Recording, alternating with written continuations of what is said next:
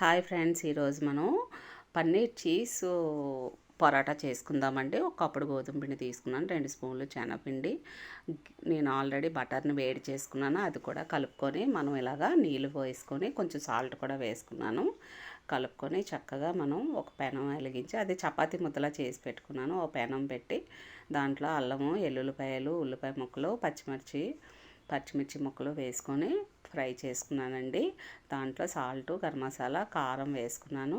ఆ తర్వాత పన్నీర్ ముక్కలు చేసి పెట్టుకున్నాను, అది కూడా వేసుకొని ఫ్రై చేసుకున్నాను. దాంట్లోనే కొంచెం కొత్తిమీర వేసుకున్నాను. ఇలా ఫ్రై అయిన తర్వాత ఇప్పుడు ఈ చపాతీ ముద్దని నేను ఒక చపాతీలాగా చూడండి, నేను చేసినట్టుగానే మీరు చేసి దాంట్లో అలా పెట్టుకొని దాని మీద మనం చీజ్ పెట్టుకొని ఆ చపాతీని అలా ఫోల్డ్ చేయాలండి. చూసారు కదా, అలా 4 వైపులా ఫోల్డ్ చేసి మనం అలా చపాతీని మళ్ళీ పెనం మీద వేసి మనము ఈ బటర్తోనే ఫ్రై చేసుకుంటాం.